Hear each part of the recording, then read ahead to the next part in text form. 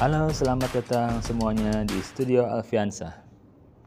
Pada video kali ini, kita akan lanjutkan cerita Son Goku di Dragon Ball Volume 6. Di video sebelumnya, Son Goku sedang bertarung dengan Ninja Murasaki. Apakah Goku akan mampu mengalahkan Ninja Murasaki, bahkan sampai mengalahkan General White yang memiliki atau menguasai Muscle Tower? So, ayo kita mulai. Pertarungan semakin seru antara Son Goku dan Ninja Murasaki. Ninja Murasaki menyerang dengan pedangnya. Goku mengantisipasi dengan tongkatnya. Hingga pas menusuk pantat si Ninja Murasaki. Gak kebayang sih sakitnya. Sampai Ninja Murasaki minta dicabutin sama Son Goku. Ia semakin marah dan menyerang dengan membabi buta ke arah Son Goku. Namun dia kewalahan. Ia pun segera kabur sambil melempar shuriken. Goku menghindar dan mengambil shuriken yang hampir mengenainya. Murasaki masuk ke rumah, Goku mengejarnya, lalu melempar shuriken ke arah Ninja Murasaki yang melakukan counter dengan jurus Ninpo Tatanami. Namun sayang dia salah perhitungan. Akhirnya, ia pun terkena shuriken dari Son Goku. Ia pun kembali kabur dengan teknik Amenbo no Jutsunya untuk menyeberangi sungai. Tapi Goku mah tinggal loncat aja, gampang. Akhirnya, Ninja Murasaki pun segera mengeluarkan jurus rahasianya, yaitu Bushi no Jutsu, jurus bayangan, hingga ia tampak menjadi 5 orang. Ternyata ini bukan jurus asli. Ternyata dia emang manggil teman-temannya, jadi berlima. Dasar kocak. Tapi Goku gak takut, dia bantai semuanya. Akhirnya Murasaki pun kalah, dihajar oleh Son Goku sehingga babak belur semuanya. Akhirnya Ninja Murasaki kabur dan minta bantuan ke monster Frankenstein yang badannya sangat besar. Ternyata ia adalah android atau manusia buatan nomor 8. Tapi ia gak mau bertarung. Murasaki merasa kesal dan berniat akan menghancurkan nomor 8 dengan remote peledak yang ada di tangannya. Untung Goku muncul dengan sigap menghancurkan remote tersebut dan menghajarnya Murasaki hingga KO. Android nomor 8 ini berterima kasih pada Son Goku. Ia pun mengantar Son Goku ke lantai selanjutnya. Ia pun menunjukkan lantai 5, di mana itu adalah lantai rahasia. Nomor 8 langsung mengajak Son Goku ke lantai 6, di mana di sana telah menunggu General White. Tiba-tiba ia menekan sebuah tombol jebakan, hingga Goku dan nomor 8 pun terjatuh ke lantai 5. Di lantai 5 telah menunggu seekor monster yang sangat besar, yaitu monster Jiggler. Monster Jiggler menyerang Goku. Goku pun membalas, tapi sayang mental. Kemudian Goku mengeluarkan Kamehameha, tapi tetap nggak bisa menembus monster tersebut. Goku berpikir keras bagaimana cara menghadapi monster Jiggler ini. Akhirnya ia ingat perkataan cewek yang menolongnya, bahwa kalau kamu kedinginan, nanti kamu akan beku dan menjadi es. Dari situ Goku pun segera mendekati tembok dan membobolnya. Udara dingin sedingin es masuk. Goku pun yang kedinginan langsung masuk ke tubuh nomor 8. Lama berserang, udara dingin yang begitu tajam masuk, hingga monster Jiggler pun lama-lama membeku. Monster Jiggler pun mulai mengeras. Akhirnya Goku keluar dari nomor 8 dan langsung menghajarnya.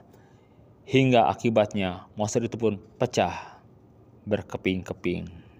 Goku langsung loncat dan membobol lantai 6. Ia pun menjemput nomor 8 dengan tongkatnya. Akhirnya, General White berhadapan dengan Goku. Tapi dengan mudah Goku bisa mengalahkan General White. Namun licik, tiba-tiba General White muncul dengan menyandra kepala desa yang ternyata ditangkap olehnya dan disandra di puncak Muscle Tower.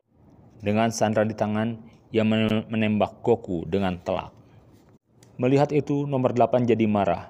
Ia pun langsung menghajar General White dengan bogemnya. Sekali bogem, General White terlempar dari lantai 6 Muscle Tower. Setelah General White berhasil dikalahkan, akhirnya nomor 8 beserta kepala desa dan Goku pun kembali ke desa dengan selamat.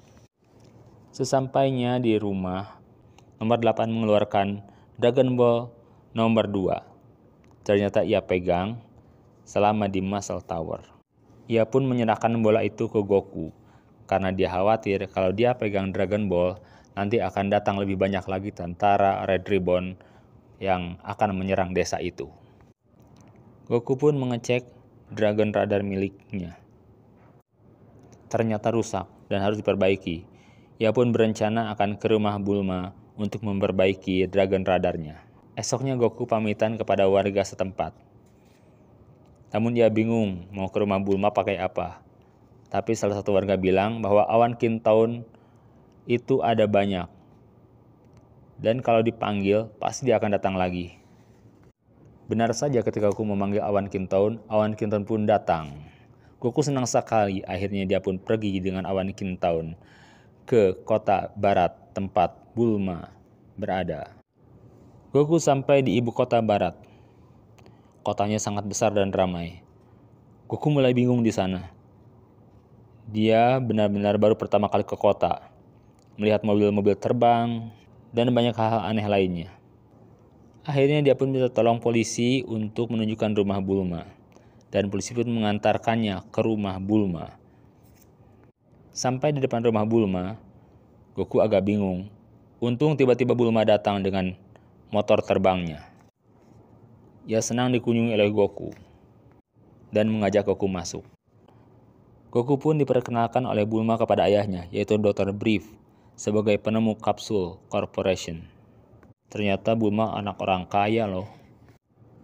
Mengikuti kecerdasan ayahnya, Bulma pun bisa menciptakan berbagai macam benda elektronik yang ajaib.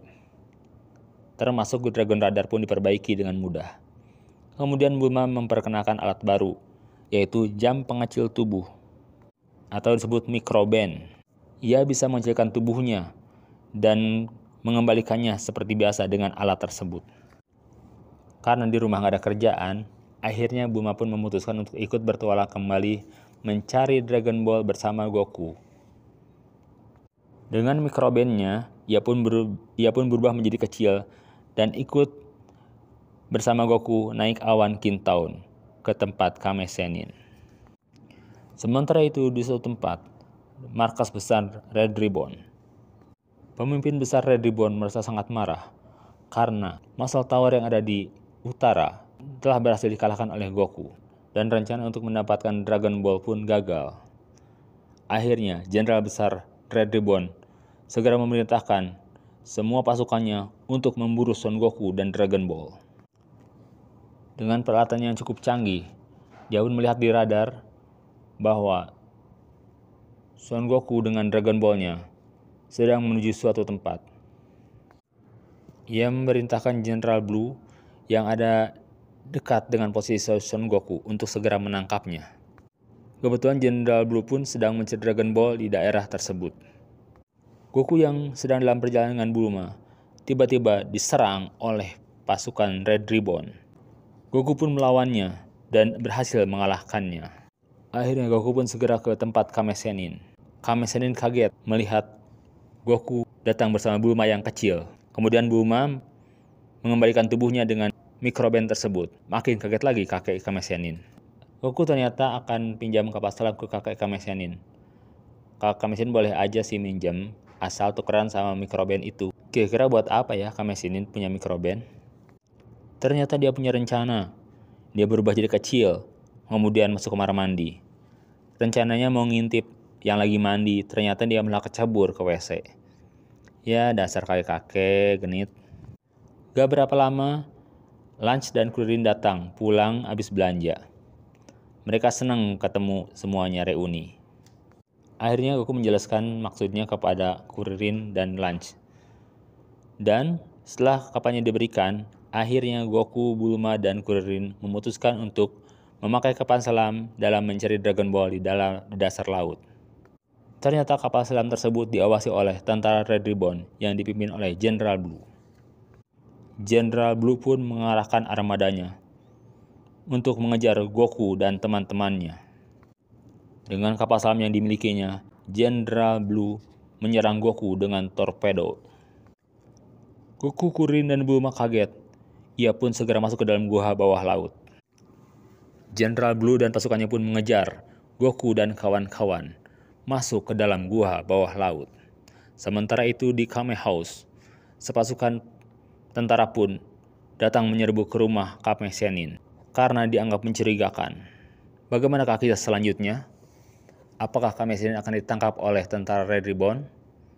Apakah Goku dan kawan-kawan pun berhasil dikalahkan atau ditangkap oleh tentara Red Ribbon? Kita akan ketahui lanjutannya di video selanjutnya. Demikian teman-teman video kali ini. Kalau teman-teman suka, saya minta like, share, dan subscribe channel ini agar saya lebih semangat bikin video-video selanjutnya. Makasih ya, bye.